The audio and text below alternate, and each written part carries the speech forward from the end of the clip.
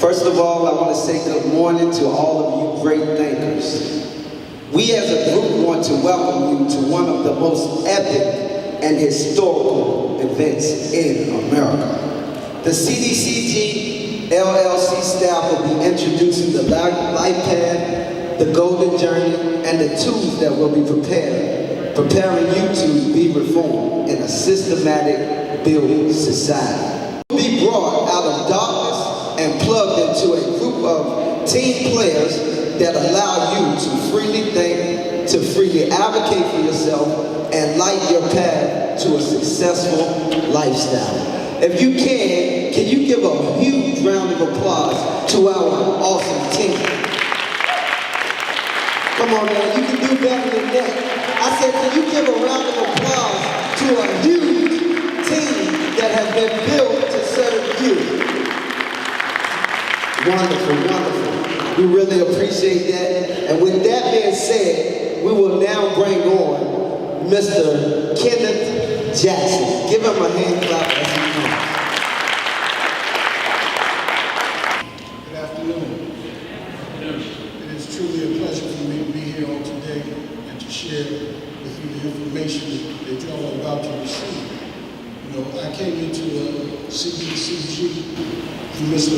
Skinner, meeting him at an anger management conference, and we had the opportunity to speak in front of a group of individuals about child support.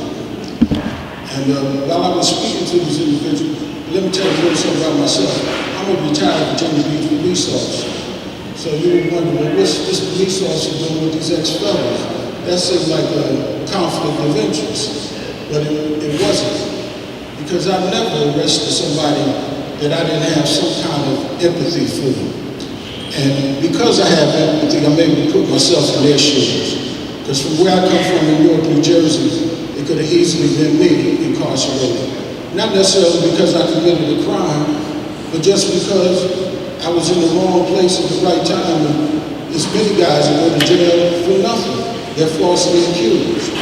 But because I had empathy, I put myself in their shoes. I saw the grace and the mercy that God had on my life and heard Mr. Skinner's story. He drew me to him. He drew me to him to where I wanted to be a part of what he was doing. So this gentleman stands up in the audience and said, hey, you arrested me. And I would say, you sure it was me? It wasn't another cop that looked like me? No, it was you. I'm sure it was you. So, you know, my guards is going up. But then the young man said, you saved my life. Now he went to jail for 10 years for a murder. Somebody killed his brother, and in return he killed somebody. But he said, you saved my life. And all I did was speak some words into his life on the way to the jail. I spoke to him. He was 19 years old. I said some things that might help him. And after he got out of my car, I said a prayer for him. And I left it at that. But then to see this guy 10 years later, he got tattoos, he can put on about 60 pounds of muscle, and he said that I saved his life. So that in itself let me know that I'm supposed to be working with cdcg. I was called to help Skinner in his efforts. I saw his vision. I connected to his vision. You know, he wants to empower people to be entrepreneurs, to open your own business. You know, and my story is like this. I always count myself as the Wizard of Oz. I'm the wizard. When you pull back the curtains, I'm just the wizard. But I'm the one that's here to tell you that you do have a brain and you can use it. I'm the one here that's going to tell you that you have a heart and you can use it. I'm the one to tell you you got the courage. And we're going to show you the tools and ways as we travel on this life journey, on this golden journey. And this is my school called Life. It's an acrostic for living in future enthusiasm. And at this time, before we go any further, we're going to ask you to stand for a moment of silent prayer. We'll now bring on another entrepreneur, Brother Aaron Hines. Give him a clap as he's coming.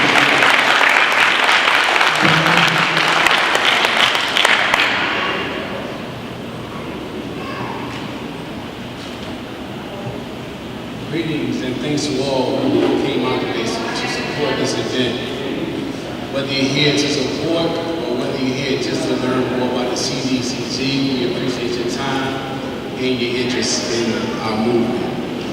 Thanks especially to everyone here who has ever served in the time and are now here reaching back to help some of the others that are in the same situation that we were in, facing the same adversities and hardships that we were facing. Thanks for not being one of the ones who got out and wanted to just sweep the whole situation in the world like it never happened. Thanks for being there. While it was a humiliating and tough experience, I can understand the sentiment of wanting to put it behind you, but I find that sentiment is unfortunate and sadly flawed. For one, it's something that you could never actually put out your mind. To have done any time in prison, incarceration in any type of way will stick with you, and it should. A lot of times we've done things that hurt people, you hurt yourself. So that's not something that you can just sweep under the rug. Secondly, while you're in prison, if you're doing the things that are conducive to growth and progress, then you will actually learn and pick up valuable lessons while you're there. You'll grow mentally, spiritually, and physically while you're there.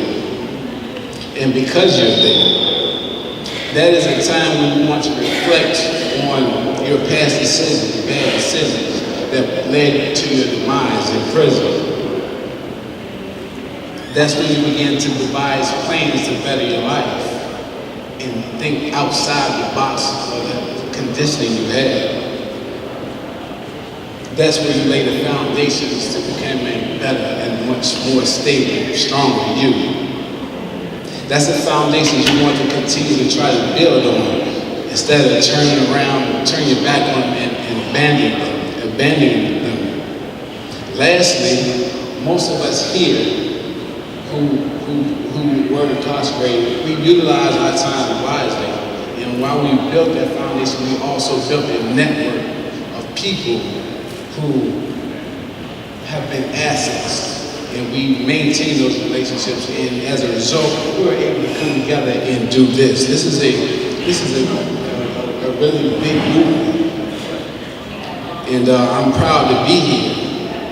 I'm proud of the times that some of my brethren and I were in prison, and we dared to dream beyond what we were expected to do, and to see all that come to fruition. I'm proud and grateful to be here among you guys, and the conversations we had, we're actually here, and I'm grateful to God for that.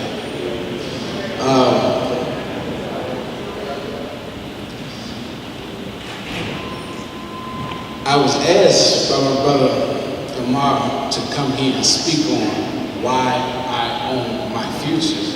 So, very briefly, I'll give you my reasons why I own my future. I own my future simply because God blessed me with the ability to make decisions for my life that ultimately shape how and what my life will be. And I'll say that again. I own my future simply because God blessed me with the ability to make the decisions, sound decisions that ultimately shape how and what my life will be in the future. The blessings of having a sound mind and body and a spirit to do what is morally right are all the tools you need to be successful and overcome the stereotypes and the barriers that we are faced with.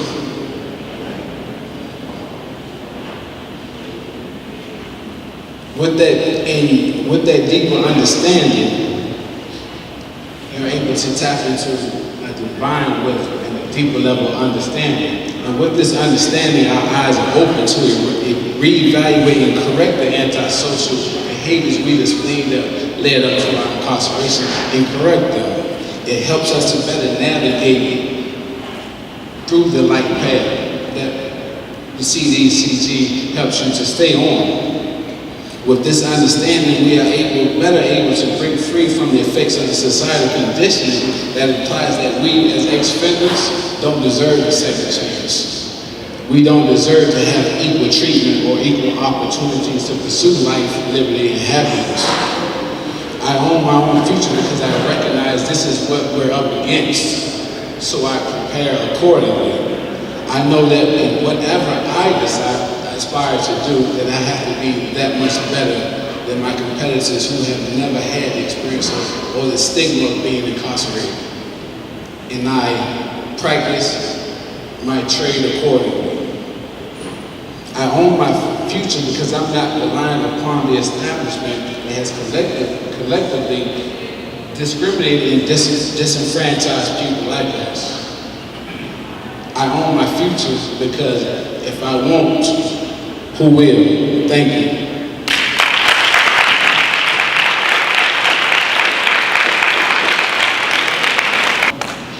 All right, we'll move right up our itinerary. We'll now bring on Brother Sharif Amir. How y'all doing today? I want to thank you all for coming out first. Thank you all for coming out again, first of all. I want to first start off with Hosea 4:6. It states, "My people should perish for lack of knowledge." And that's what we're dealing with today. I was brought upon to speak about why does man write his own future and his own past based off of his vision. And I want to say, first off, it's a saying that goes, you'll never know how you got to a particular point if you don't understand your past, you don't go back and look at it. And that's the situation with me. I did 12 and a half years in prison down in the state of Texas. And now I've been out 6 years. And I got like less than 2 years before I'm on parole.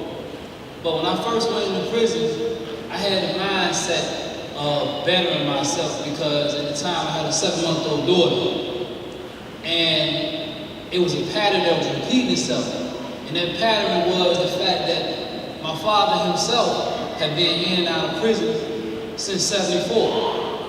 And I was born in 77. So it's a cycle with that. And I knew from that first night when I was in the county jail, I knew then that I had to do something for myself to better myself, or if not, that cycle was going to continue. So what I did, I thought it was the best night of my life, actually, and I knew I was facing a bunch of time. This is my first night in prison. So what I did was I sat down and I figured out a plan. And I was in the state of Texas, and I'm from Virginia. So I'm in a gang-related Texas, in an area where cultural differences and different things like that, gang-related. And I had to figure out how was I going to be able to maneuver amongst these sharks and still be able to ameliorate my situation, make myself better. So what I did, I analyzed my past. Analyze the different mistakes that I had made before, the different things that I had escaped, and even I escaped and things that resurfaced again by the maladaptive behavior that I continuously displayed to people that was around me, and they ended up giving me a 20-year sentence. So what I did, I started going to school.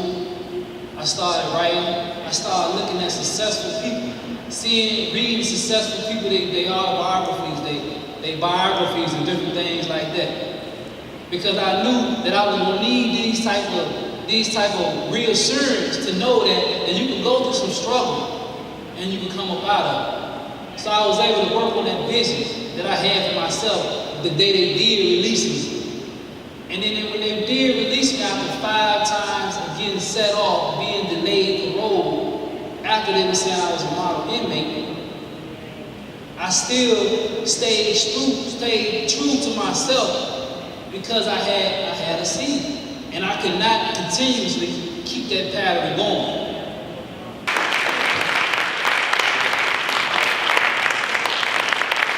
I'm gonna bring on another one of our coaches. Look at that bright smile. She's ready, she's adamant, she got great information for you. So I want you to welcome her to the stage, Sister Lavita Jones.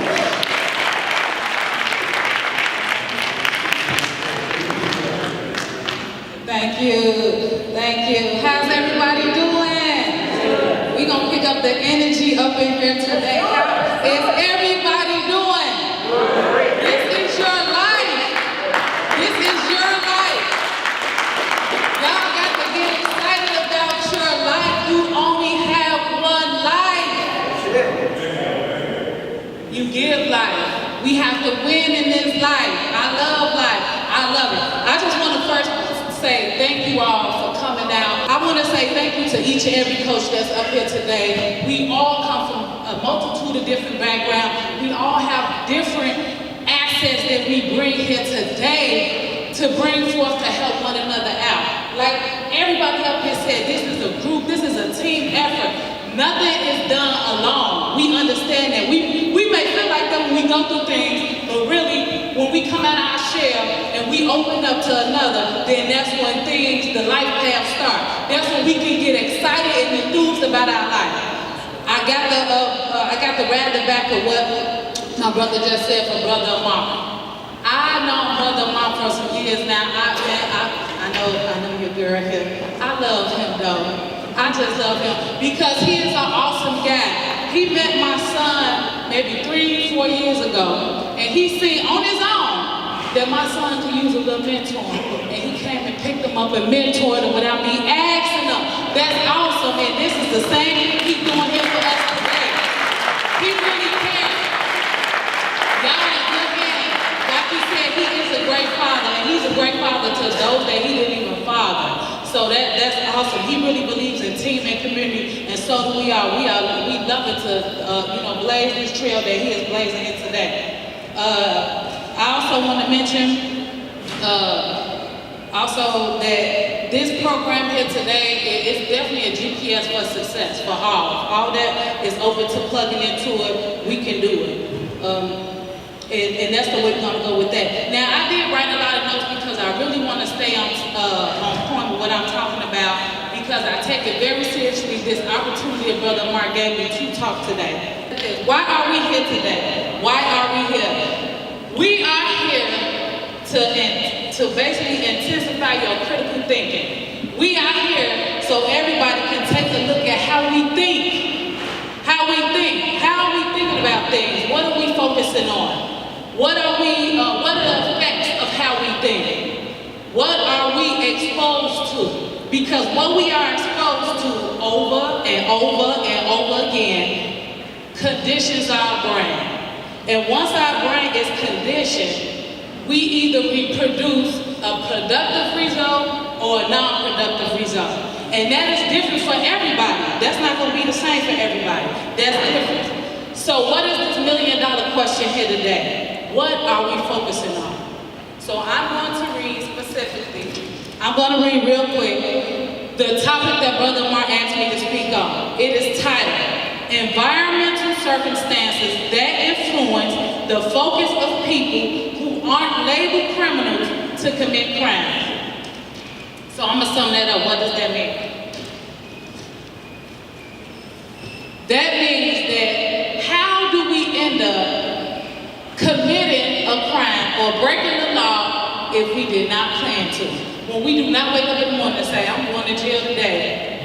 Sometimes we might, but most of the time we don't say that. We might end up doing something that we later regret. We call that regrettable behavior, right? How do we get to that point though? How is that the point? What circumstances lead us into that? And that's what I want to talk about today. So really, what is influencing that behavior? What is influencing that behavior? It's the focus. We got to think about what are we focusing on. So I'm going to do a quick activity just to show us how we focus. How when you tell your brain what to do, it doesn't.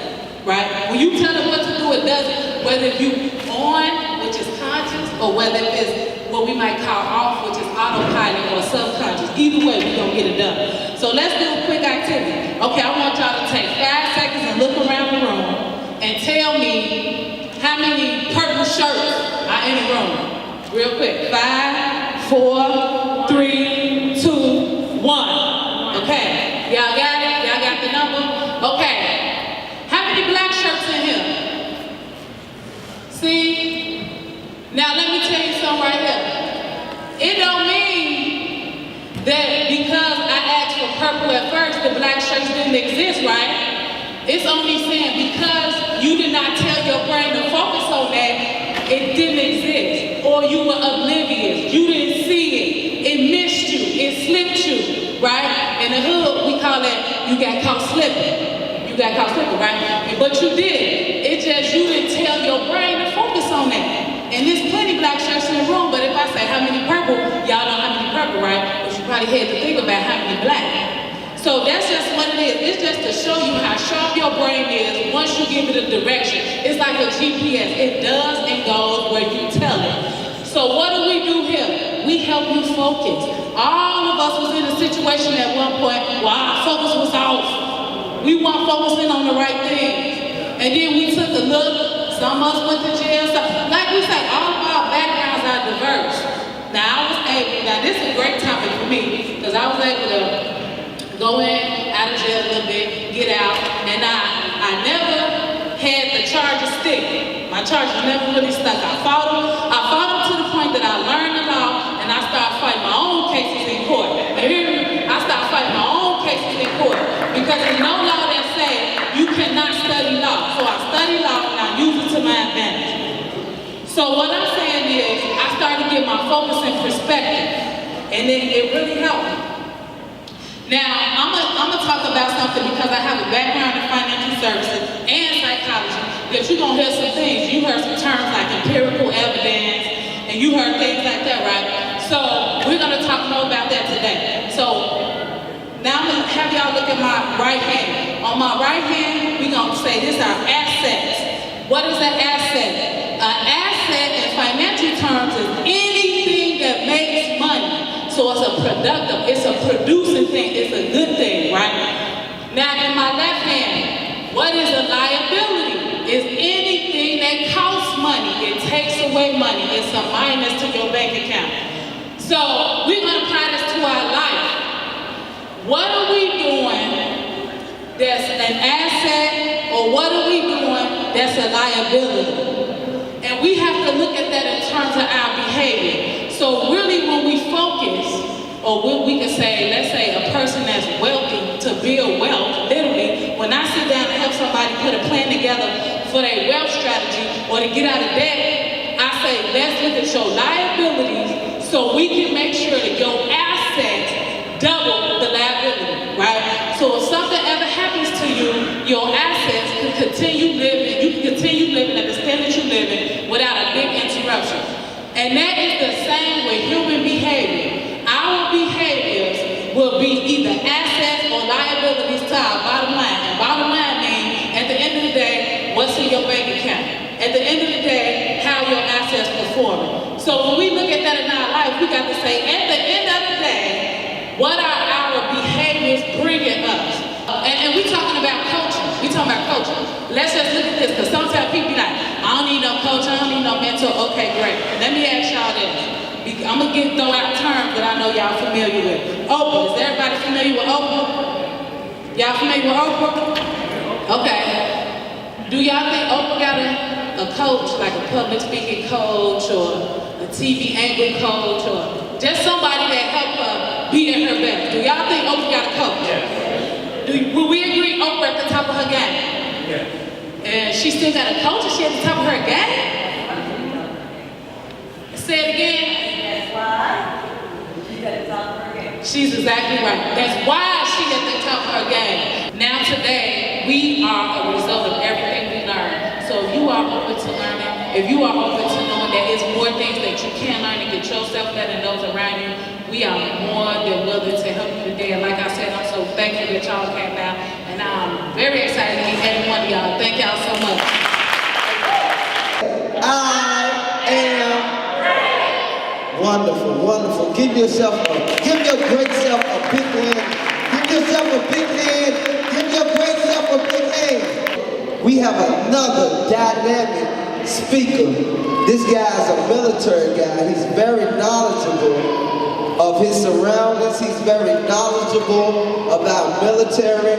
And he's going to share with you some valuable information and tools from the cdcg and his empirical evidence that's going to help you. So as we bring him up to this podium, can you give him a round of applause? I'll present to you Mr. Michael Lovell.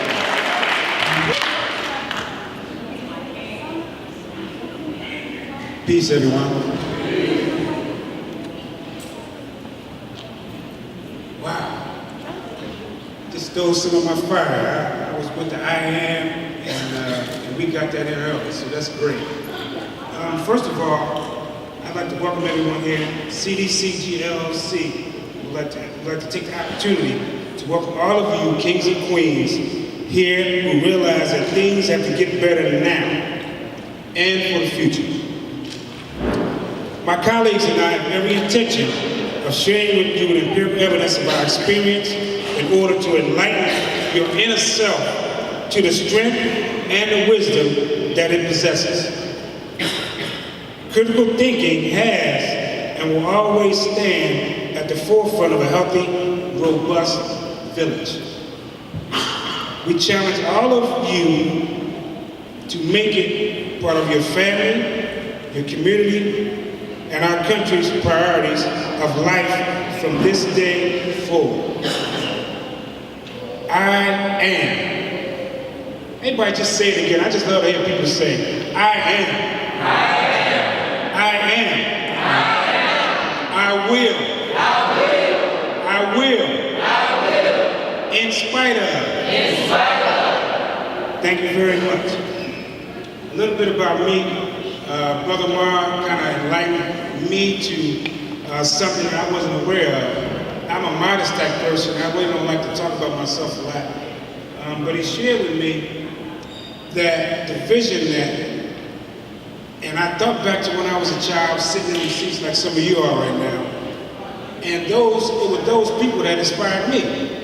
So I'm saying, why would I be selfish not to share some of this empirical evidence with you guys out here today? I am a piece. Go ahead, baby. Say it again. I am. Great. I am a peace-loving, critical thinking king who came from the Richard Allen Projects in Philly, who has traveled abroad by way of aircraft carriers. How many people know what an aircraft carrier is? Sure many of you do, thank you. Vessels into different countries and communities, and I am here to tell you that you are loved, cherished, and respected immensely abroad. I'm here to tell you that because I've been there. Anybody can get excited about that? That you loved and you cherished in different countries, different communities? Anybody get excited about that here? All right. At cdcg, we listen. I mean, we really listen. And there was some talk by some of my colleagues about coaching. All right.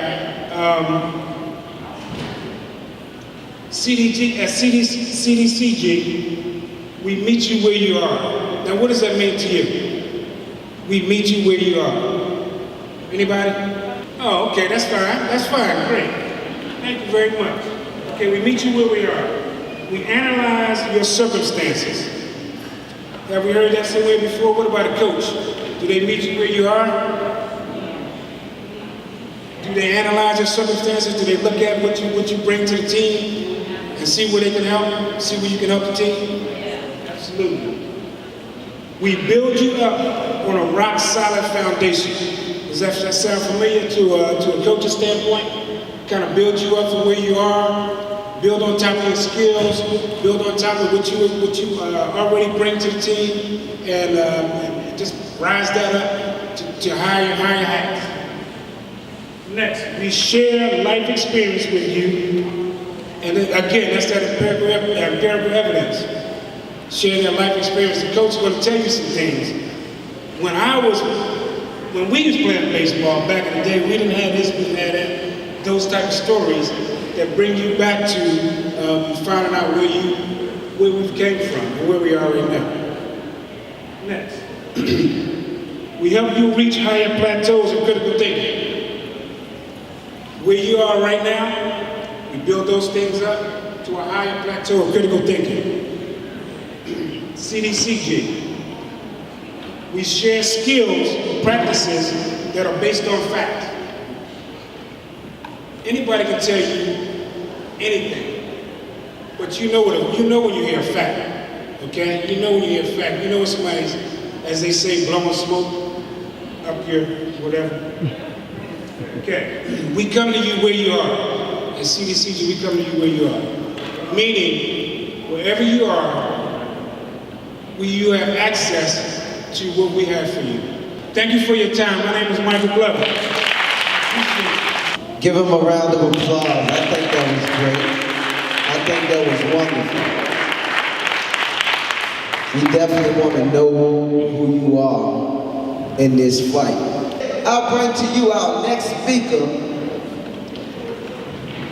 Brother Milton Parker.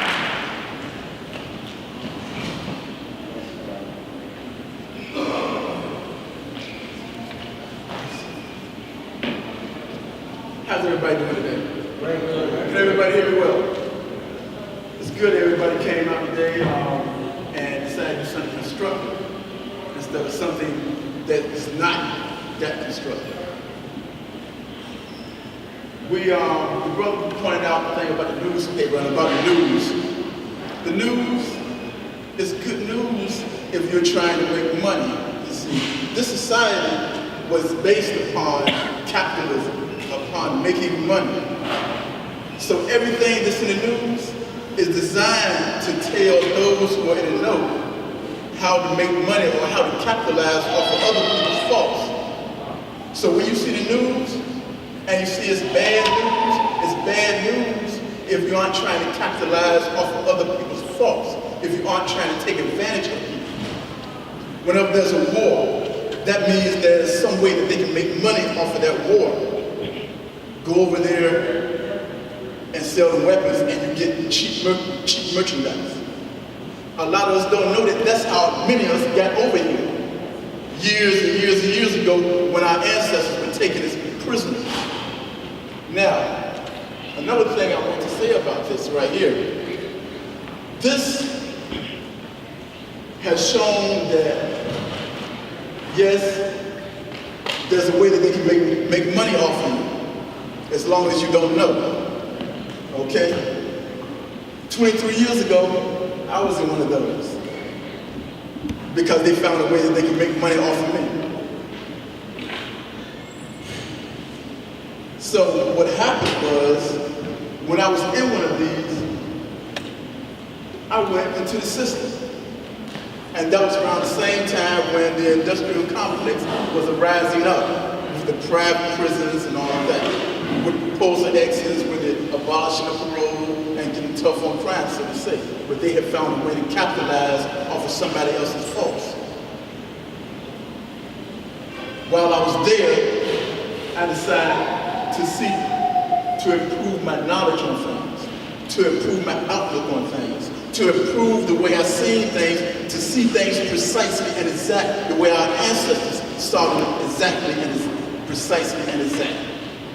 You see, one thing about our ancestors, they didn't just plan for the day, they didn't just plan for one family, for one individual. Our ancestors planned for community, and that's what this is about. All down through time, our ancestors planned for community. Now, my name, Milton Parker. I started studying, and when I started studying, I came into various different degrees of knowledge. And I took a liking to my ancient ancestors that left us many monuments in the land that we call Egypt. So I also go by the name Hepshara Amen. Hepshara Amen means the collector of the raw force, or the collector of that sun power. That power that all of us collect naturally through our melanin and our skin. That power that so many people across the world and across the globe share in common. But it seems like it's us that are always the topics of making money. They found a way to capitalize off of our faults. One thing that they did, and what the brother before me pointed out, is the similarities between the military and prison. So, what we did and what our ancestors did before us was we built around community. So that community would be the central focus of everything that we do. You're here today because you have an interest in community. And you can be the vanguard to take back what we bring to you, to your communities. You see, our ancestors, back in the ancient times, the reason why they built in stone, built monumental structures, was so that the prodigy, the children would know greatness. They didn't build 50-foot statues so that they would be forgotten. 50-foot statues that look just like all of you. You see, they did that so that you would know the greatness that lies within you. The greatness within you, so that you would know self. They wrote on the wall, man, know that self. You have to have knowledge of self and kind so that you can know how to form and how to form the future of the youth. So that they'll have knowledge of self and kind and take pride in the community. Great knowledge, man. I will now bring on my brother from another mother, but couldn't be no type. Brother Self-Allah. Give him a hand clap of praise. Peace. I'm glad to see all y'all out here tonight. I mean today. It's a beautiful event. But first and foremost, I'm gonna give you a brief introduction to me in regards to me even coming to this point in my life as being a certified developing coach. At the age of 17, I was sentenced to 88 years in prison. Everything suspended except for 37, in which I was in prison from the age of 17 to 31 years, and I was released. Now, the whole process in regards to me being incarcerated, I was a child. Lost, no identity, no direction in life. Came from an environment that was strictly destined for the average person to either end up in prison or dead. With regards to mentally dead, being non-productive for self and your environment, or physically dead. So during the process of prison going through, I remember during sentencing, the judge told me, this is a grown man in his probably his 60s, telling a 17-year-old, you deserve every day you do in prison. These are the words that I had to remember going into the prison wall, a child that was lost. This is one thing I had to remember going into prison. But the main thing that his words couldn't defeat me unless I allowed it.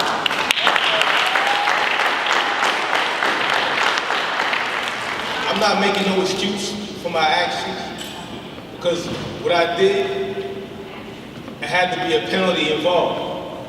I understood that. But the thing was, I had a release date. So either two things I could do, either become productive or fall victim by accepting the reality that he tried to place in front of me that I deserve every day to do in prison.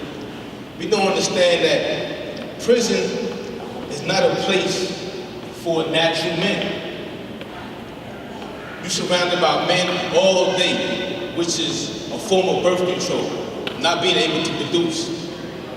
A lot of men enter this environment, never really make it out in regards to being productive. So either two things are gonna happen to you. You either gonna become a better person or a worse person. But the responsibility is on you. So what I had to do was become responsible of my life, because I am the diameter of my existence. So either I'm gonna take control or somebody else gonna take control for me, and they determine what path I should take. So this, through evidence, experience, I choose to develop myself in regards to first and foremost, knowing who I am. So the best education that any man can have is or any woman can have is the knowledge of themselves. Knowing who you are, the source and history in which you came, and your purpose in life. But we all have a purpose. It's just the sad part about it. A lot of us is not in an environment where it helps us develop that purpose or talent. So therefore, we fall into the images that are placed on TV or our environment. And one thing about an image, it takes so much energy to live up to an image because it's not you. So therefore, we remain lost in our environment. So by me hearing them words, and an individual coming to me and asking me the question that changed my whole life, he asked me, who are you? And that's a question that I had to ponder on for many years before I even came to that answer. 2 years to be exact. I didn't know. A lot of individuals think they gangsters, thugs, whatever the image that shaping and molding how you think, eventually you're gonna manifest it in your actions. So identity is key to knowing self. And that's what we here as certified development coaches is to help you understand who you are as a person. Like I said before, you are the diameter of your existence. If you can't control self, in no way you possibly be able to control your environment. So you have to understand that self, knowing who you are, is the remedy or the key to making the initial stages of development, bringing out or advancing who you are as a person. So as time went on, the perception of prison becomes to change, because either I can accept this reality as prison for being a place of individuals who have committed criminal activities, or I can utilize it as a university or a place of development for me upon my release. But once I go through them stages and I am released from prison, it's not designed for me to achieve unless I choose to. Because the Department of Correction, keep in mind, in the places that they exist in, creates jobs for individuals. They create a system of manufacturing where they are making 100% profit off of our ignorance or our wrong choices. And that's what life is about. Life is about the choices that you make. Because one choice could put an end to your whole existence. So it is important for us to not always cast blame, but to also recognize, identify, and become responsible. And that's what we're here for, to bring or give you back your life by helping you become responsible, and you determine your future by knowing who you are. That's what I said in regards to history. The deeper a man can see into his history, or the further he's able to see into his future. That's why when you understand or what we are being taught in school, history is cut off at a certain period. Usually it don't go no further than slavery. Who wants to see the image of a slave and tell a child this is where you came from? That self-esteem level is going to shatter that child, which puts him in the image of wanting to be other than himself and don't want to have nothing to do with his history. So he had to become familiar with who we are. That's one of the key things in regards of coaching. As the brother said previously before he was speaking, coaches identify your ability and try to place you in a certain position so you can excel, thus help the team to become greater. This is how we work together in team effort. And that's what we're here. That's why this group is attached to Certified Development Coaching Group, because we work together in conjunction to make sure that our mission is accomplished by putting our head together and becoming one in the mind. So for that, I'm saying thanks for all y'all coming out. Peace.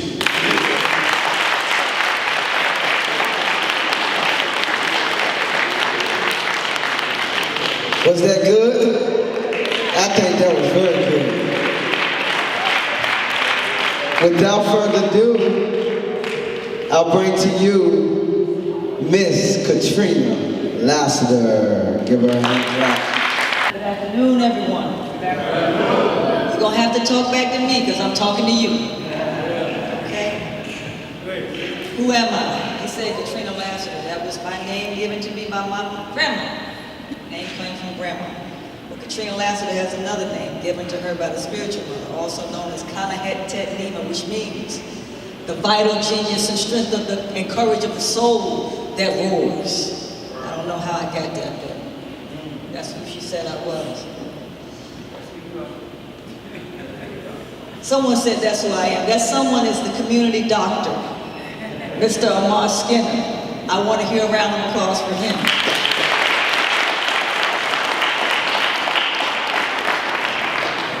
Okay, I am the campaign manager for the Certified Development Coaching Group and the Felony Reform Conference. I can't say enough about how excited I am to be here today before you. There are a few things I'm going to share with you that none of the other speakers did. It's been my task and responsibility to make sure that this conference came to you today and goes from here clean across the country. We have begun a following, okay, that spans from New York City to Washington State to Philadelphia, Arizona. We're taking this coast to coast, folks. This is our launch. This is our first stop here in Richmond, Virginia. Give yourselves a round of applause for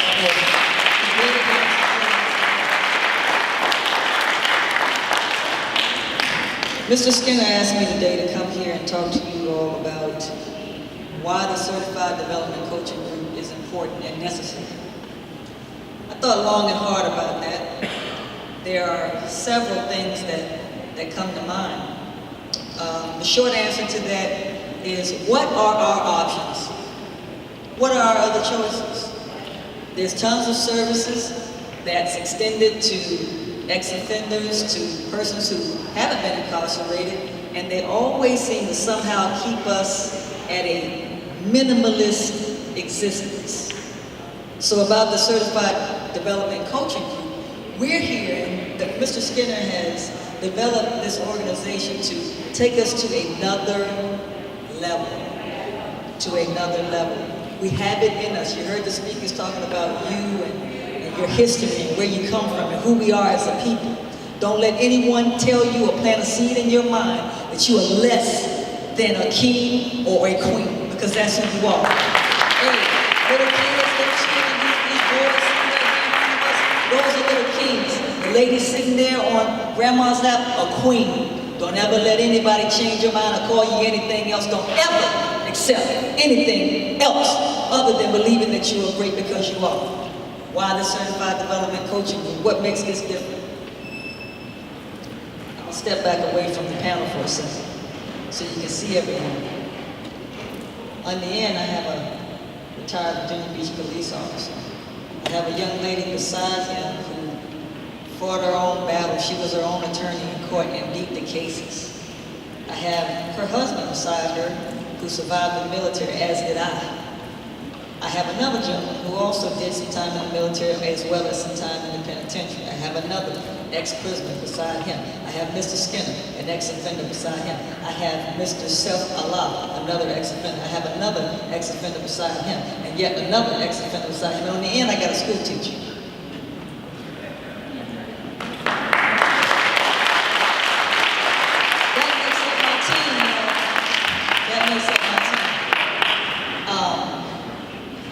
You heard from them, although you don't really realize how extraordinary these people really are. Mr. Skinner in particular, this curriculums that he developed that we talked about here on the stage, he developed them in prison behind bars, under duress, okay? This is a story about a dream that's come true. Us standing here before you today, when I took on the responsibility as a campaign manager, you know, I started off scratching my head a lot. I had to stop by the hairdresser today and get rid of the gray hairs that I acquired in the process. Okay, it's been a task. It's been a task, but one that has been well worth it. I'm not going to be much longer except to say this. Our communities are suffering, that's no news. Okay, and different organizations from government to privately owned organizations have put things together for us to quote-unquote help us. The difference that the Certified Development Coaching Group offers is Your coach coaches you to become a coach. And that coach stays in your life path indefinitely.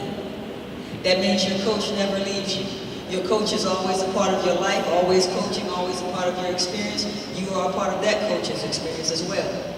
It's about connecting the dots. If you look around you today, we're in the Trinity Family Life Center. I think that's probably a religious, Christian sort of sounding title. But we have the Nation of Islam, FOI, here as security. And none of us are any of that except Mr. Amir there. We're bringing the community to get together. And we're solving this problem and we're not letting go. You have to be passionate about saving yourselves. You have to do the work. You have to persevere. You have to drive even when you don't feel like driving. You have to be awake when you feel like sleeping, okay? Because that's what I've seen Mr. Skinner and many of these folks on the stage preparing for this conference do over and over and over and over again. Certified Development Coaching Group is not going to stop. We are relentless. We are relentless. We invite you to join us on this mission, on this path, and on this golden journey, because it is indeed golden. Thank you. Give her a hand clap for Freddie.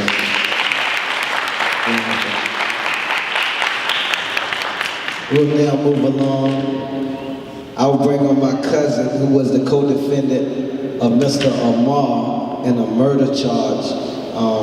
I'll bring him on right now. He have a parable. Give him a hand clap as he comes. Brother Dante Scott. Something that Brother Self-a-Lot said about the importance of knowledge of self. It reminded me of this parable, and I'm gonna give it to you. In America, people who wash your clothes are known as is known as laundrymen. Whereas in India, people who wash your clothes are known as washermen. Washermen use donkeys as means for transportation to carry the clothes back and forth. And one day, this washerman goes into the forest and he comes across a lion's cub. He knew what a lion was, but he never seen a lion's cub. So he took it home with him to live amongst the donkeys, which was the majority. As time progressed, this young lion played in filth like donkeys, hee-hee-haw like donkeys.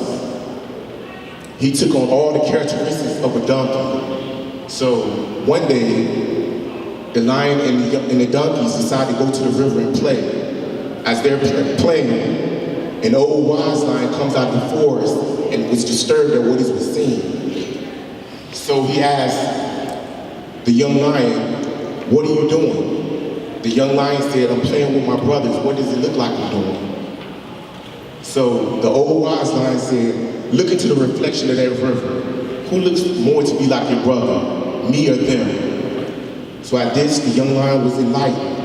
So the old wise lion said, "Stop hee-hawing like a jackass and roar like a lion, for you are the king of the jungle."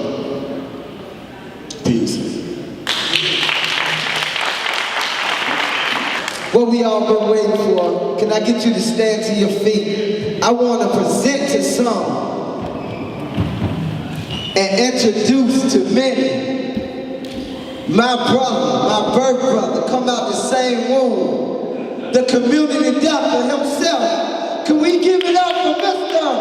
Amar Yusuf Skinner?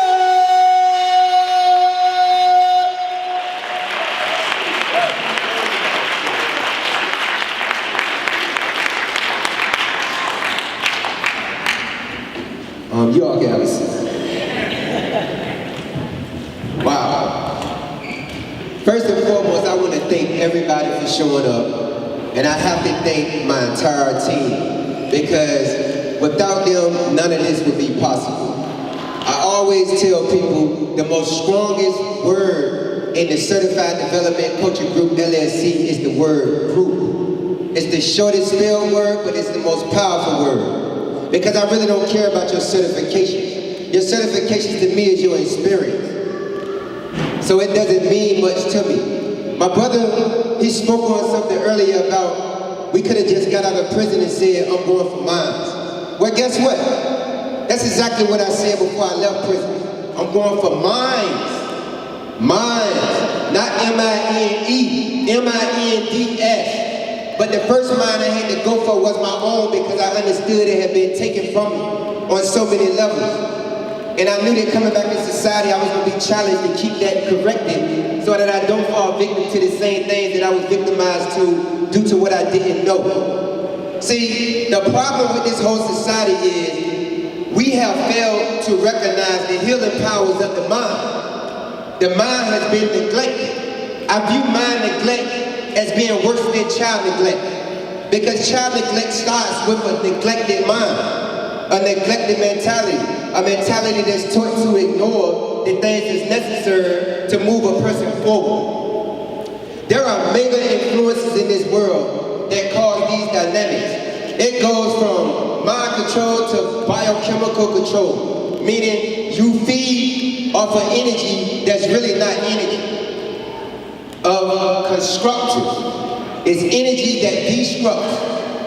And sometimes destruction is necessary. For instance, a battered mind, it needs to be reformed. It needs to be improved. There's a lot of things that's called education that's really programming. I go into the first chapter of the new book that I'm releasing. It's called Reforming the Thoughts of a Criminal Mind. That first chapter, it defines something I call ICD. And I call it ICD for short. It means incorrect conceptualization damage. And I want to explain to you briefly what incorrect conceptualization damage is. It's when you have been taught to gain information that you come in contact with, meaning retain it, receive it, in a way where you identify it as being truth when it's really falsehood. If you can identify the difference between what information is good for you and what's bad, then you're lost. And you're gonna be manipulated in a realm where it's all about money. For me, it's not all about money because I understand money is not what takes care of you. The first thing that's gonna take care of you is you. And money is not you. Regardless of what you think, money is not you. There are so many influences that money causes to develop as power forces that we accept, and we give money the power and take ourselves into a powerless position. People are sold for money all the time. It didn't just start with slavery. And it's still going on today. You see it in all the religious practices. You see it all over the world in different forms, political, economics. People are being sold in so many forms. We have to kid us, we have to take our life back. And now it's a lot of people that's arguing about McAuliffe giving fellas the right to vote. I need the people to understand that they have a mental problem that I call sick. If you think that I'm gonna condone anyone who would go against someone who gives me a right to vote because I am an ex-felon, you're crazy. You're crazy because you're asking me to accept as being less worthy of society than you are. I would be a fool to accept that. See, when you deal with mind neglect, that's one of the examples of the things you accept as being okay, simply because it's political. It's not okay to try to judge a person's life as being worthy of just a vote. Because first of all, the votes really ain't what matter to me. I want to make sure that you're not trying to take my life. So give these fellas their life back, not their voting rights itself. Give them their life back. What I mean by that is so much life has been taken from these guys to the point where they're dysfunctional. This life has been taken. They are unemployed in vast amounts.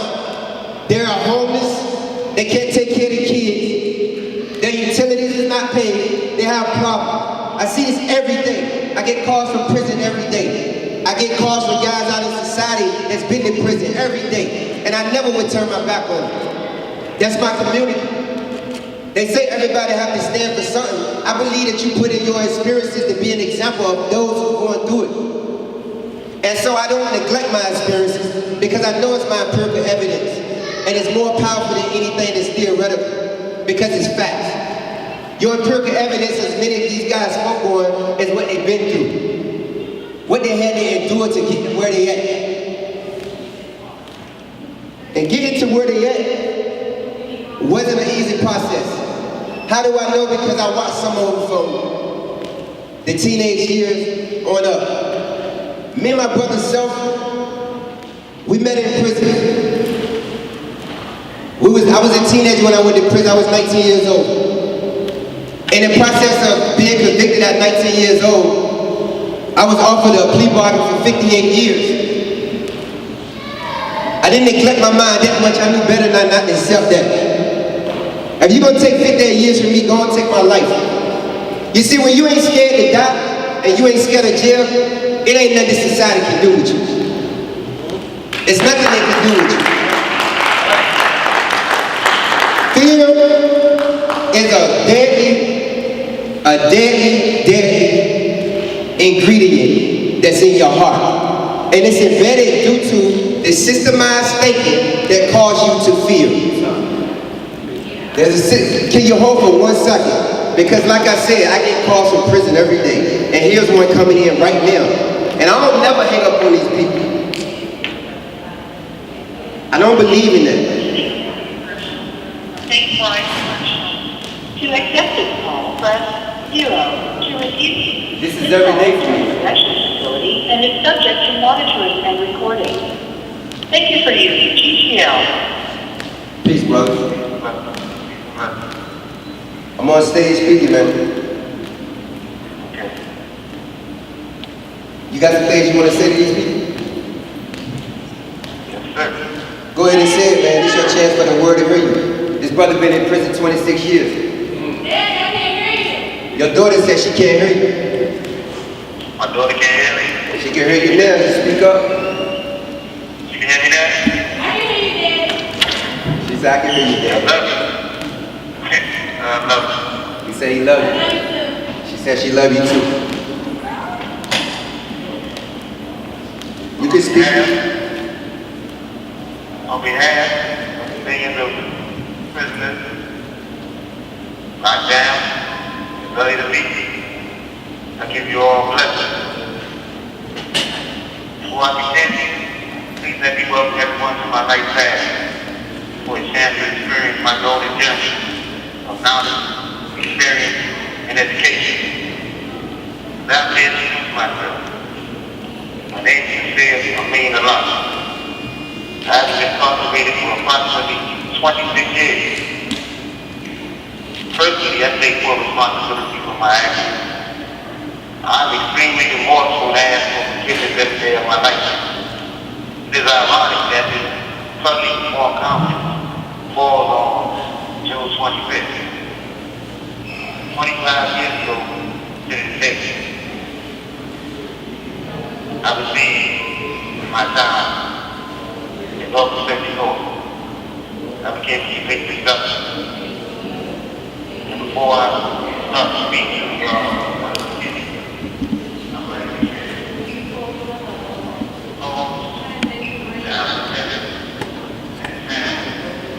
In my family, something small time, very important. Once you go down, you talk about the business. Man, I am taking back. Giving all great education. I've been there now for 16 years. 16 years.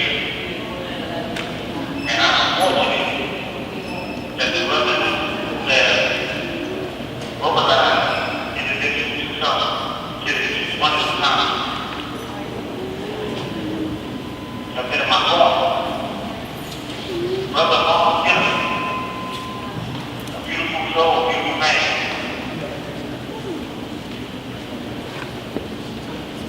I met him in 2001, and all the questions.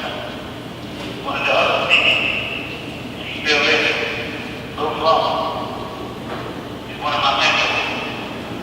Little Law is one of my brothers. He came to me, spoke to her last week. Beautiful sisters. All of them are there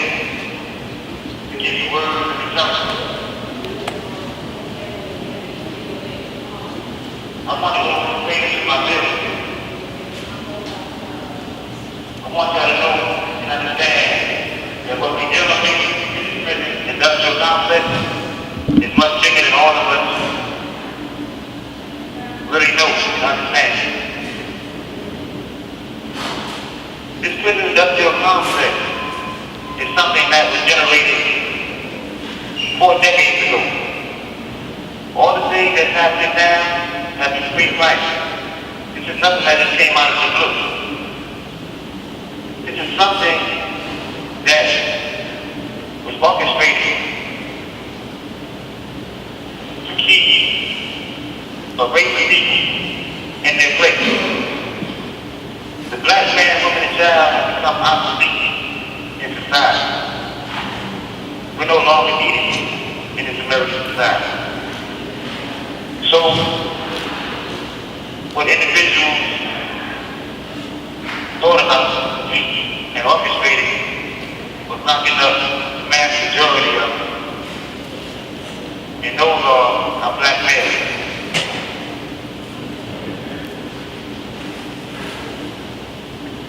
There is economic exploitation going on inside these prisons.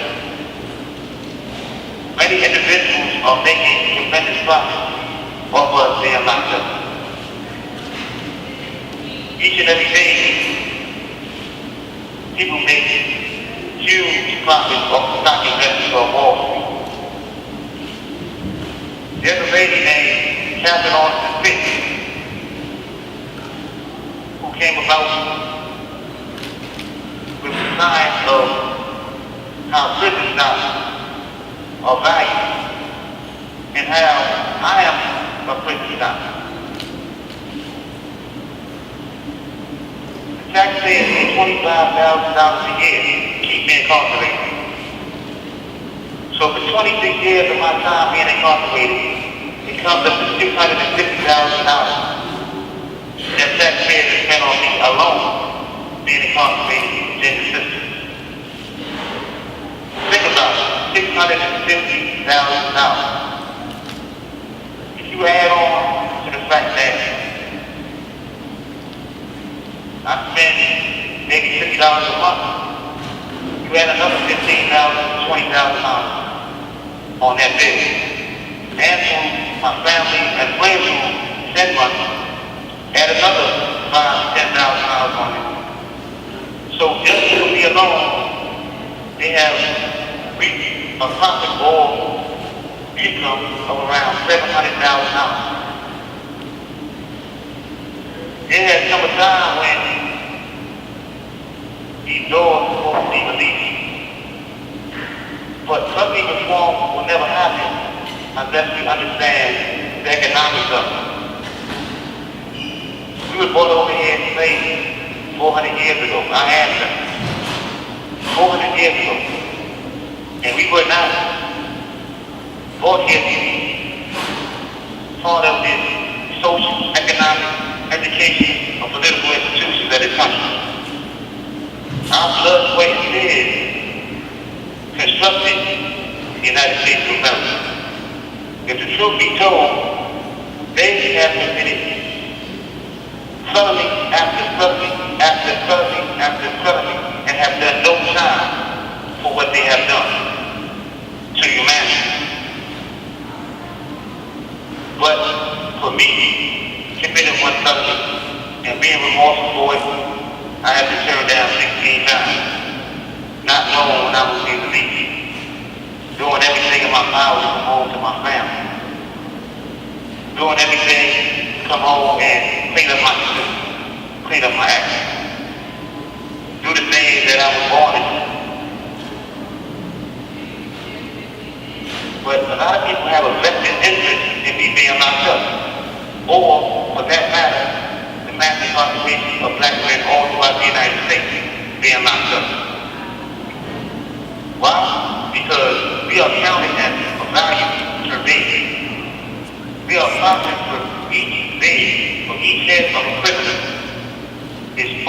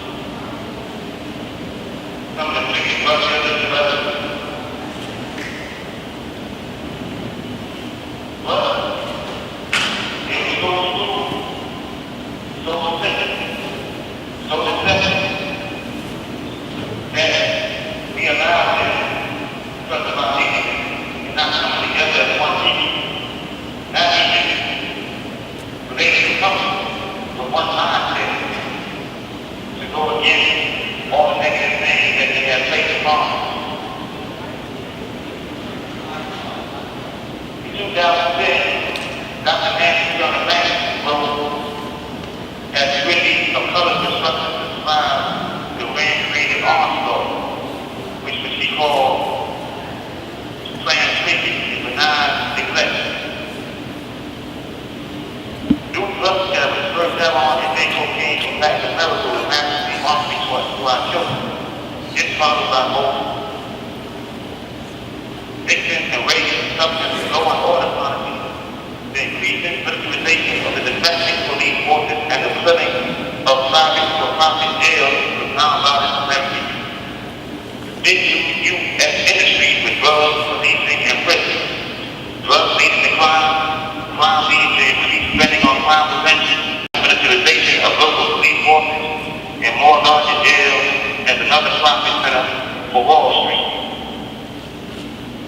In 1995, the U.S. Congress authorized $10 billion for a program for the violence and incarceration to insensitive actions. So they gave it an incentive to keep us locked up. The states were given a plan to keep us locked up for 85% of our time. So this contradicted everything environmental,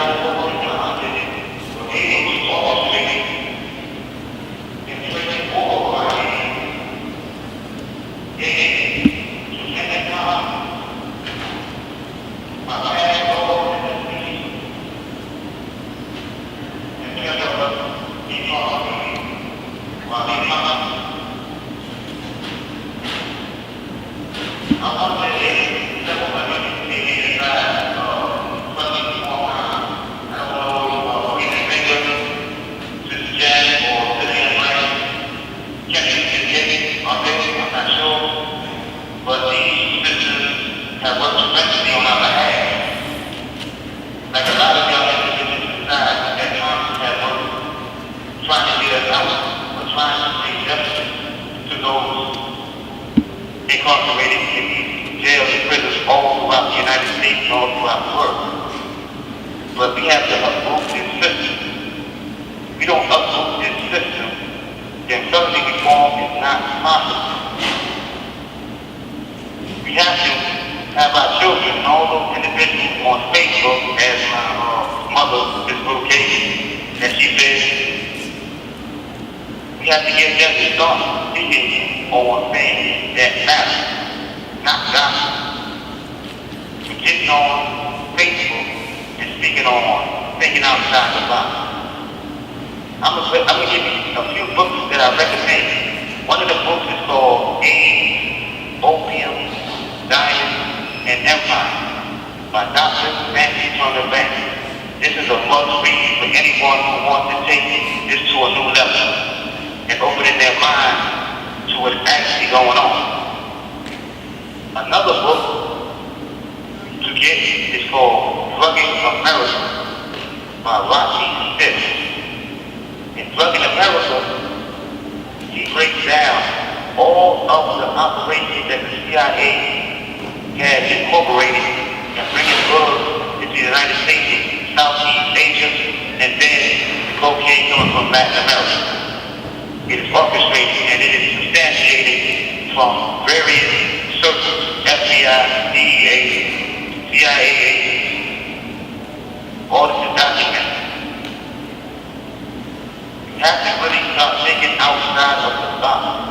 Critical thinking is important when you're dealing with this physics industrial complex and all of the variables that go along with it, all of the parameters that go along with it.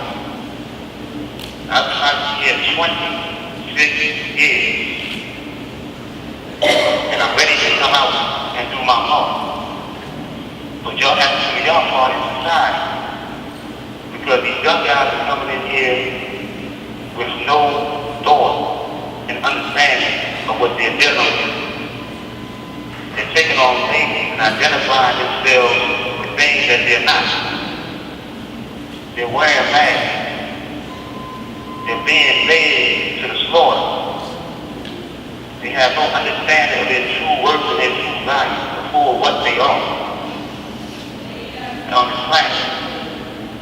And individuals is giving them all the ammunition to actually decimate their own community, decimate their own family, and decimate themselves. The awakened black man is a dangerous black man inside. Inside these prisons, they're extremely dangerous because it is their motive to fulfill and maximize their profit by making sure all these men is filled to capacity. Right now, I'm in St. Bride's Correctional Center. St. Bride's Correctional Center. St. Bride's Correctional Center was made from the grant from the Boy Chief's money.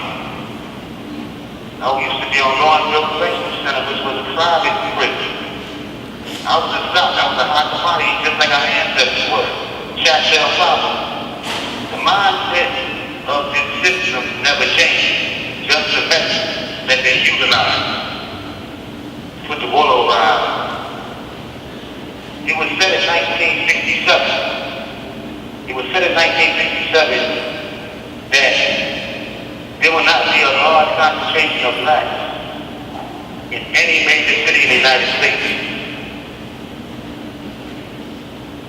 They made sure that no black unity would resolve by dealing with a program for spatial deconcentration. They had to limit our political power, our power economically, and our power base come together. At that particular time, even before that, it was a program called the FBI Counterintelligence Program called TOSRO. I'm quite sure a lot of individuals heard of it. But they were mandated, listen to what I'm saying, they were mandated to make sure that there was no black organization or black leader that becomes out and unify our race. Not for any disruptive means, but constructive means. They didn't want us to unify whatsoever. That's why Martin Luther King was gunned down. He was assassinated by the government, not by one lone wolf. That's why Malcolm X was killed. That's why some of our leaders y'all may not never have heard of was killed. They would just institutionalize our leaders. They did not want us to have any empowerment in this country. And it still reigns true today. No empowerment, no unity. No one to give them the right information so they can clear their thoughts to become the gods that they were born to be, and the goddesses that they were born to be, the king they were born to be, the queen they were born to be. I have two wonderful grandchildren, but my daughter could be. And right now, everything is well for them, but they are designed to come into prison too. Again, we are obsolete in society. They industrialized the community, went into a new aspect of technology. So they took all of these manufacturing factories and sent them overseas for profit. And right now, Africa is a place where they're now industrialized. They're going to take over Africa again, invest Africa, while they continue to destabilize us in the United States. Y'all have to understand the global connection of things. You gotta stop thinking locally. All the things that happen on a multiple aspect of form. You have to connect the dots by again critically thinking. It's the government. You have 12 minutes remaining. That's my lady right there.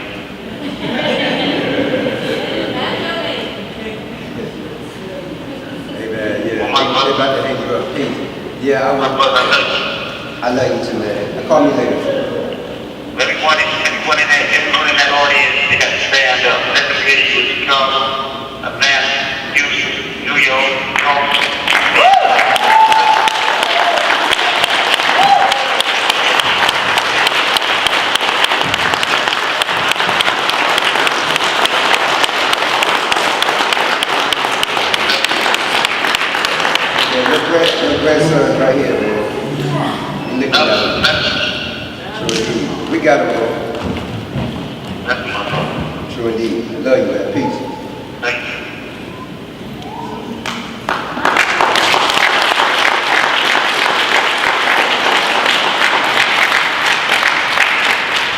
Those are some tough calls, straight up. Because when you know that you got brothers in that system like that really have no business in there, it's just pathetic. The crime that they committed can't be changed. But if someone can change themselves in the mix of something that's really not designed to rehabilitate, you have to respect that person's ability to lead society. He has no business in there at this point.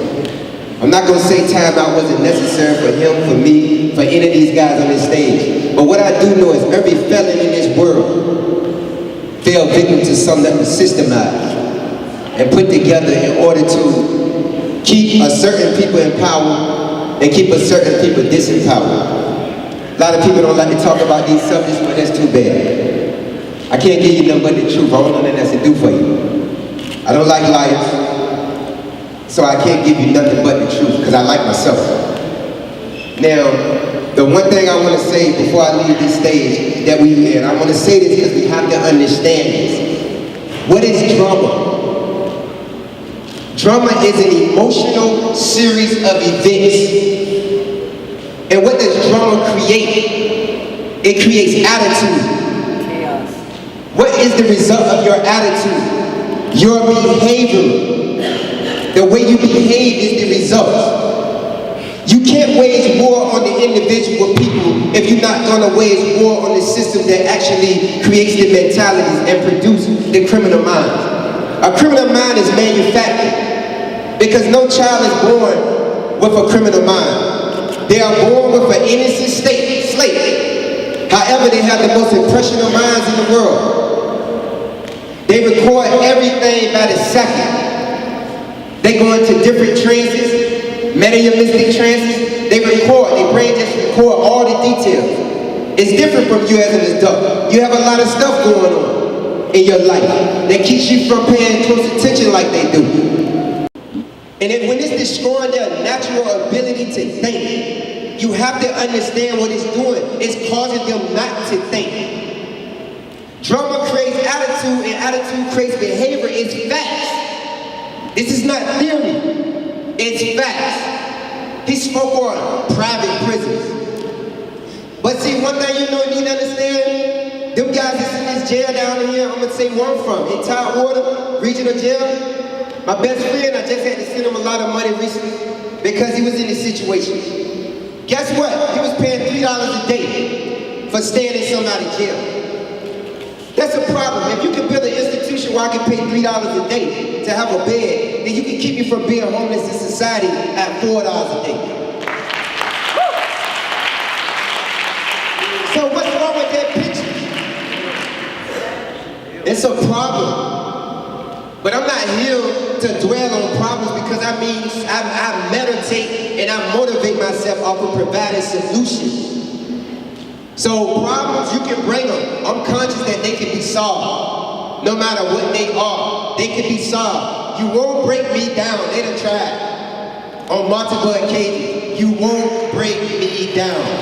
Simple as that. They trying right now, but it's up to me to submit to that. See, one thing people miss in life that you have choices. Everything that appears to you, it ain't the real truth. And when it's not the real truth and you stand on truth, you'll move it right out your way. It might not go away in an instant, but you better believe it'll subside if you keep pushing. But if you give up, you're going to reap the results of giving up. See, you was given a power, and it's a sin to give up. You was given a power that allowed you to carry on. When you neglect that power, you do yourself a disservice. And that disservice puts you in a position of misery and frustration. When you get a lot of people knew about this event and they neglected to come here, they'll reap the results. That's the reality. When you stand for cause, you get protected. I deal with metaphysics. Metaphysics is the realm of causation. You would be protected when you stand for a cause. Simple as that. Love penetrates all level where it would never revisit you again out of fear itself. You think that it's not conscious? That negative energy running through society, it's very aware of who it is on the levels of what it's doing. However, we got to understand there's some miseducated people and they don't know who they are. yet their ego allowed them to believe they're something that they're not. I speak on the ego state a lot because you gotta respond correctly because they're out of their minds. They're out of their minds. They just can't respond correctly. I deal with situations that's very dear and close to me. And I stay away from these people because I understand they're out of their minds. Especially when they know how I am. I'm not gonna let you do anything to me. And I'm laughing, but I'm serious. You're not gonna do anything to me. There's gonna be some consequences for that.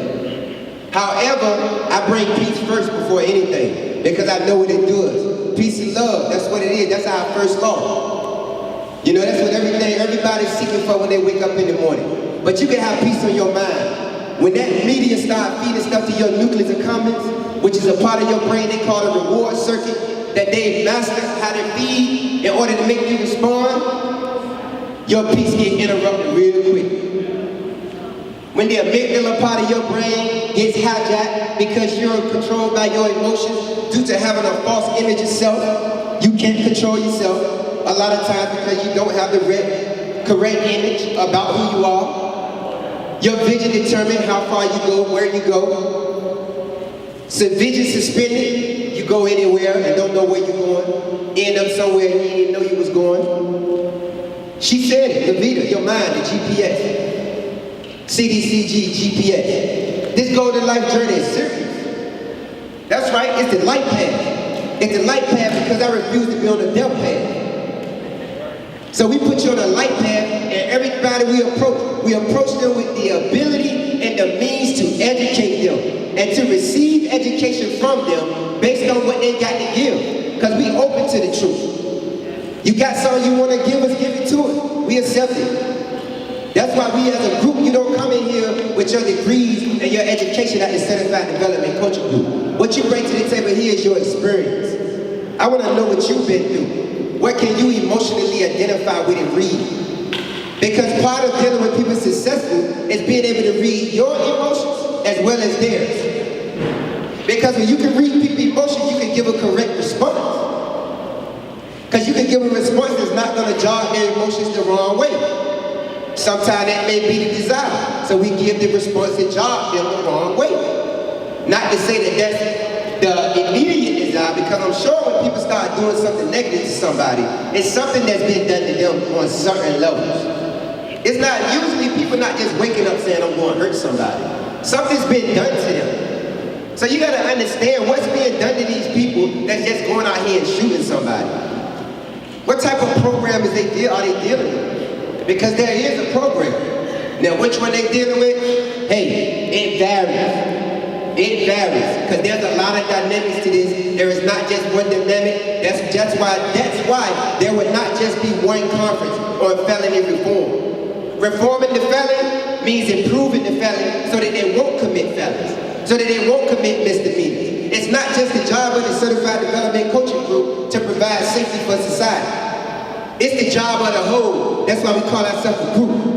It's not just our job. It's over 3,200 people in America locked up. That's not something to ignore, because that could be you.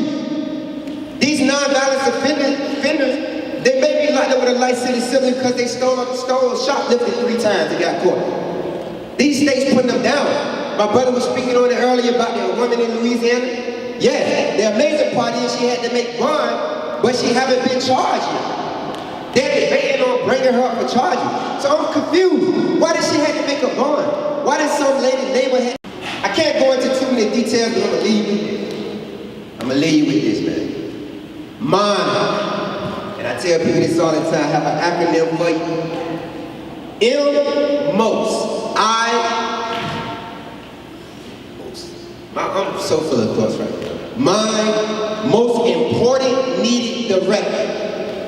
M-MOST, I important, N needed, D.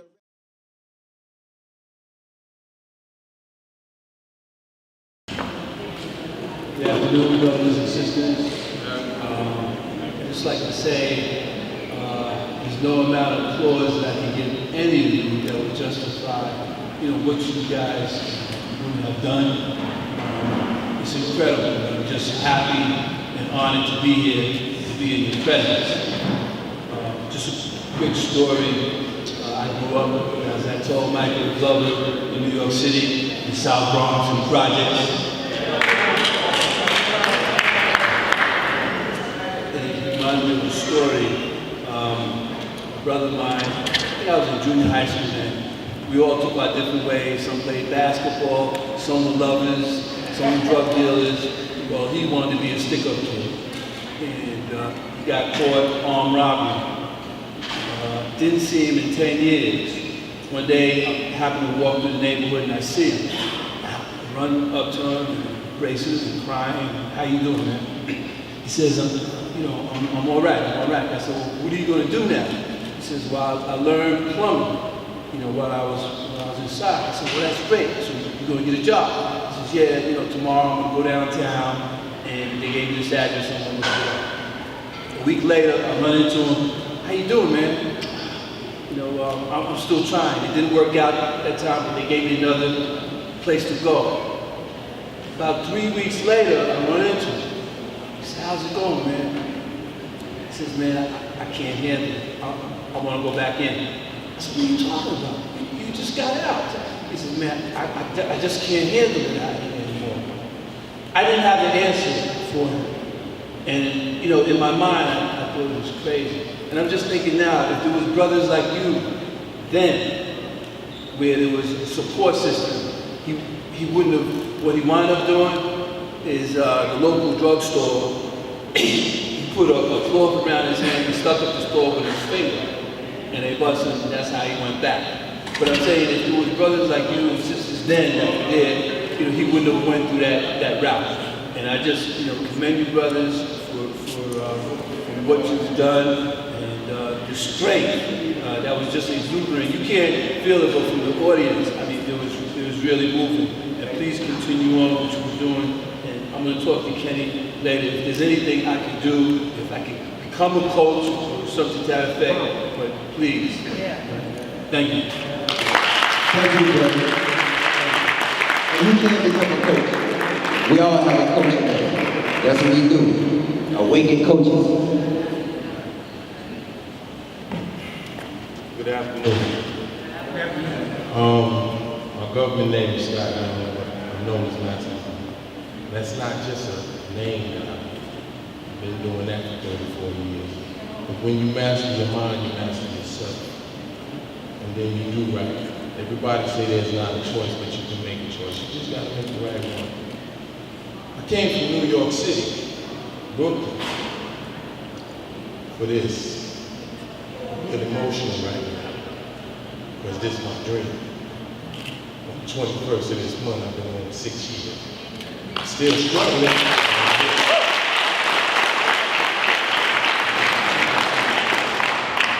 I would argue with my fiance because she feels that I'm living a dream that ain't a dream. But she don't understand because she hasn't been there. People that haven't been there don't know what we've been through. There's people that never made it to where we are right now.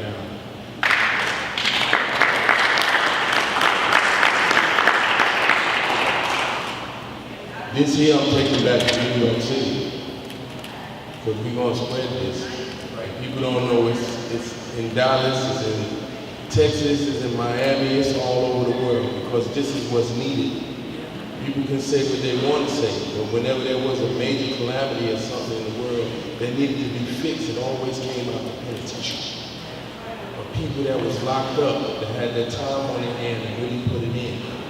And if you think I'm lying, read the Bible. Jesus, Daniel, David, here they come. Because they told the truth. And I'm proud of every one of y'all up there. You too, young lady. I know they didn't say ladies, but I'm here. I'll correct that for you. They didn't mean no harm.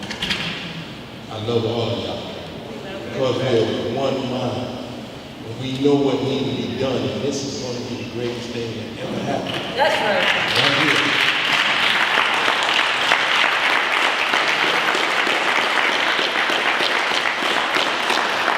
And I'm honored that you even set me to be part of this. And I will travel the world to get this word out, because the truth will always be there. And I'm gonna leave y'all with this. I had a brother named Ugard shall read from you. You should give me the 5 P's. Proper preparation prevents poor performance. If you're properly prepared, you won't poor perform. And people say I don't have a choice, but you got them 2 seconds of the milliliter of a second before you do anything. And you can use that. And always remember one thing, God got you. So, in attendance with my brother, Blue G is my brother. I did a term myself. I just did 14 years. I've been home about a week and 3 days now. And he told me to come out. Yeah, he told me to come out, man. He said that I would enjoy this, man. He said, you know, they have become the inspiration. So, and I wanted to see what that reality was. So, and he told me about the brothers on the panel and different people that I need to. That's the company I need to keep. You know what I'm saying? I was asking you about the brothers and their transition as far as the length of time y'all have been home, man. And I got to say I'm inspired, man. You know, I know it's hope. You know what I'm saying? After the long trek, you know. I'm inspired to be here, man. I thank y'all for just letting me come out and just, you know, in this atmosphere. It's still going on. There's still some unity in this world. Though the madness is in, you know, in the circumference, but we can get through it though, you know what I'm saying? All those clouds of deception can be washed away, man, with a pure thought. You know what I'm saying? I reform myself as well as far as my thinking patterns. So it's now time to put it to work and use it, you know what I'm saying? I know that it's possible. So with that I say thank y'all.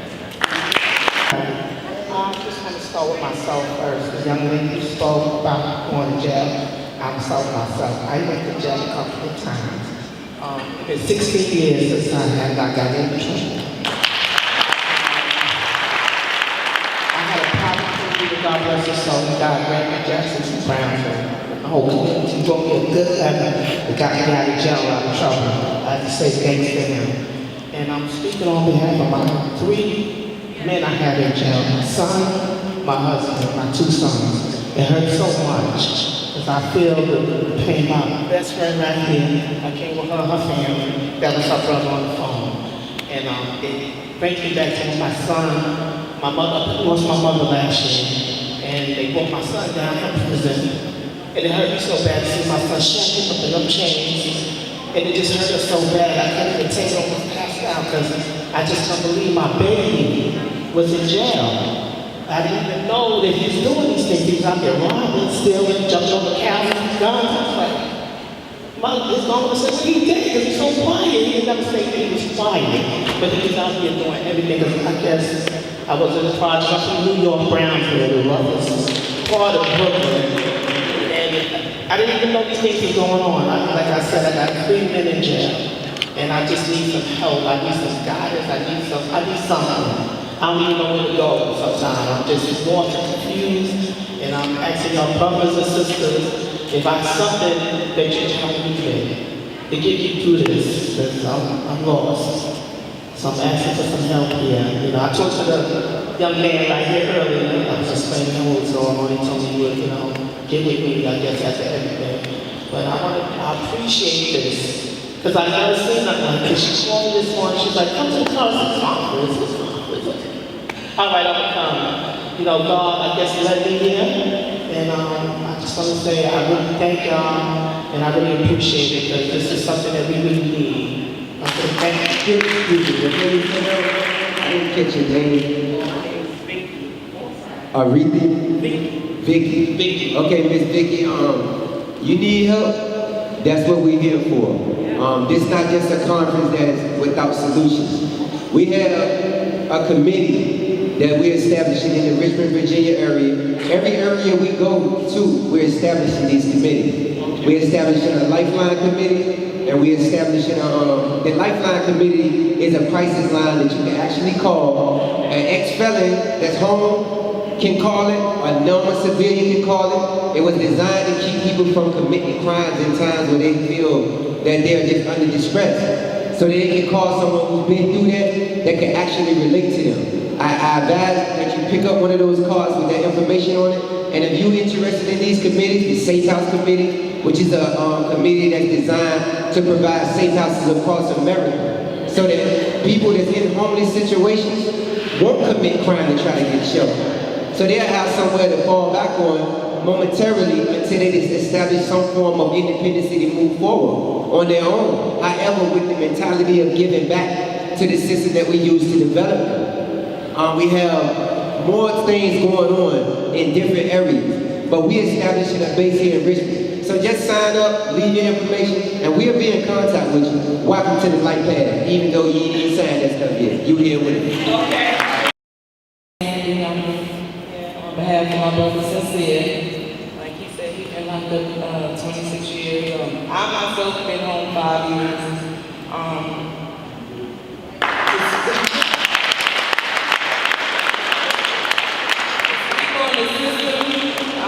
It's not set up for us. It's set up for us to fail. But when I came home, it was a program that helped me. They sent me to classes. They got me a job. But my other brother, my little brother, he just got sentenced to life and 40 years for a crime he didn't commit. It's okay. To see them send my brother away for life. For Sonny to do, and my older brother lived there 26 years. It's just sad. I wish it was more that I could do for my little brother. To sit in that trial and hear all the allegations. And I just knew he was coming home. And I was like, if you sit here and hear what they said, you know you walking out of that court. And when they came back with life, I was like, for what? Like, it's like you still get railroaded. It was like a modern day lynching. Like, y'all didn't hear what I just heard? Y'all didn't understand that this man wasn't even there and y'all gave him life? Like, they just throwing our brothers away and it's like nothing we can do. And I've been writing organizations and writing even TV shows and emailing them and trying to do something. Like, you know, I've been to prison, but I did my crime. So I understood when they gave me time. It was my 3rd time in prison. So I know I had to sit down. But to sit down for such you didn't do, and all these men, even my ex-boyfriend did 17 years for such we didn't do. It's like all these innocent men in jail, and I wish it was something that we can do and come together for the innocent men that are in prison, innocent women that are in prison, and something that we can do to help them, like programs or, I don't know, something we can come up with and try to work on that. That's something that I want to do.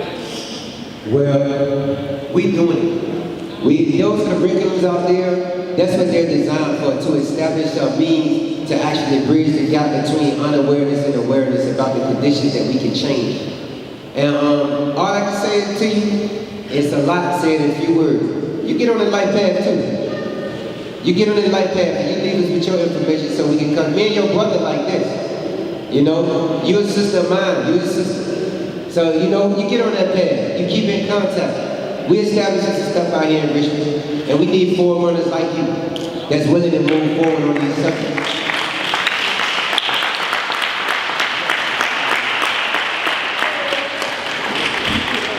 Yeah, how y'all doing this afternoon? My name is Luke Brock Wilson, also known as Lord Understanding, True Master of Law. You made a statement saying that you control your mind. But could you stress the importance of how to eat to live? Because knowing and understanding we take on the characteristics of these animals we eat. Okay, we're nearing time, but I'm gonna build on that real fast. Basically, food for the entire being starts with what you inject into your intellect. A lot of people miss the fact that if you're not injecting correct knowledge into your mind, then you're going to be subject to foods that biochemically destroy you. When you get your mind right, you'll get your food on your table right. But it starts with the mind. When you know better, you do better. You know what to put in your body based on what you investigate about nutrition. You know, so it's a lot of foods I can tell people about that actually helps stimulate the body to move in a more energetic form and think more positively. Because you're right, there are physical foods that biochemically interrupt correct thinking. There are foods that shut down your brain and don't allow your brain to produce certain things because your emotions goes out of control because of the chemicals in the foods and the way they're produced. See, these different foods don't only change the physical structure. Like you see young girls running around here 12 years old, they look like they 19. It don't only do that to the body, it does something to the thinking.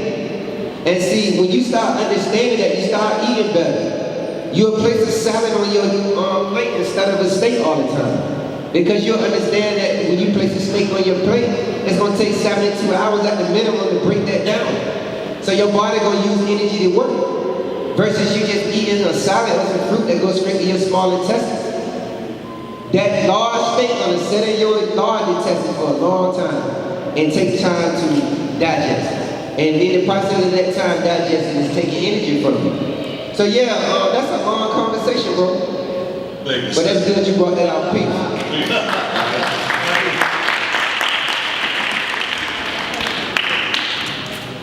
Good afternoon. Good afternoon.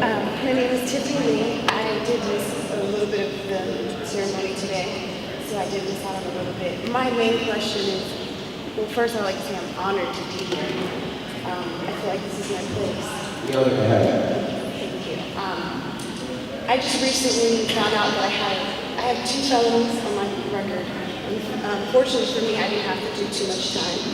I just recently had gotten into a situation with my young daughter. I have 7 children, and I got a new situation. And the situation that I got into was because my daughter couldn't fill the image that her friends wanted her to fill.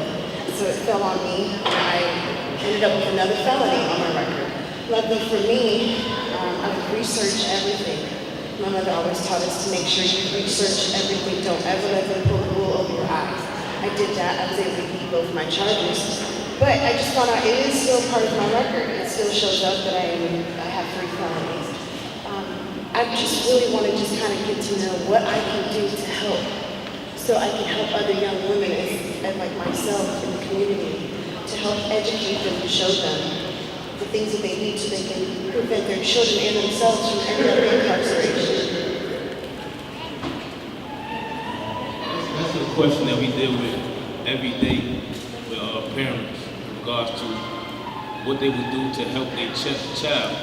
That's what we're here for. The life coach are here to coach parents, help their children identify with certain things to make proper decisions. Because like I said, it's always about decision making. Because ignorance, they want to tell you, ignorance is no excuse. And the thing is, provide the truth as a light, which is the direction that's needed for a person to grow and develop. So it's important that this is why we're here. This is definitely why we're here. Yeah, and to add to that, I gotta send a message to the families too. When these situations occur, when these are like her situation, we have to start showing up in the courtrooms together. We have to let them people know that we're not alone, and that this subject of pretty much injustice is being heard by more ears than just the ones that they're trying to punish, due to the fact that they're standing up for themselves and not just saying, I accept your plea bargain. Because that's basically what it is. You're in court when you don't accept the plea bargain. You're in court, you're on trial. And in these cases, we have to unify. We have to show them that we want justice by all means necessary. A lot of people talk justice for justice or else. I want to know where they at. When we call a call like this and they heard about it, I want to know where they at. Because this thing is not just falling on deaf ears, it's falling on people who say they understand what's going on. So just know this, we with you. And you will have our information to contact us too. All right, peace. How you doing? My name is basically Roderick Tyrone Morgan, and I have your card here, so when I need you, I will call you. I've been out of jail for 2.5 years now, but I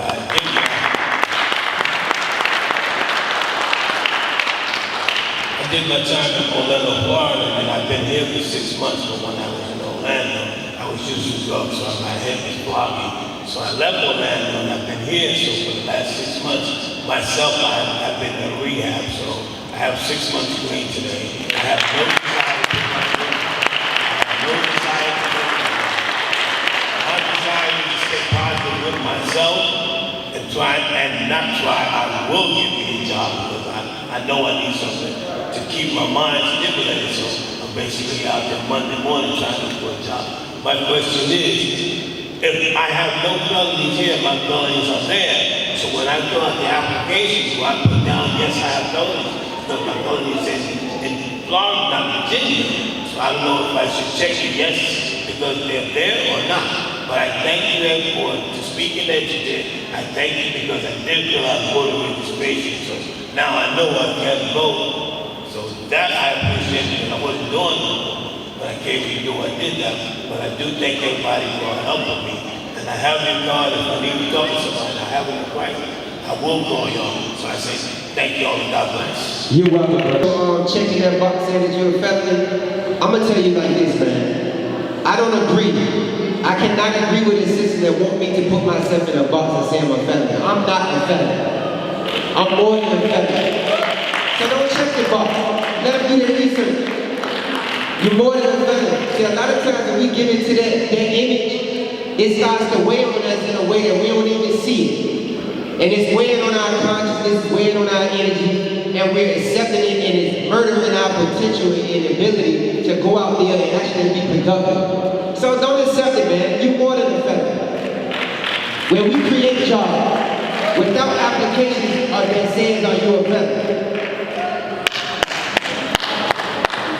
The time gets short, so I guess now we're gonna have to close out. I appreciate everybody for coming. I love y'all. You should follow this because some major things is coming out of this, and I mean some major things. This ain't over. Peace.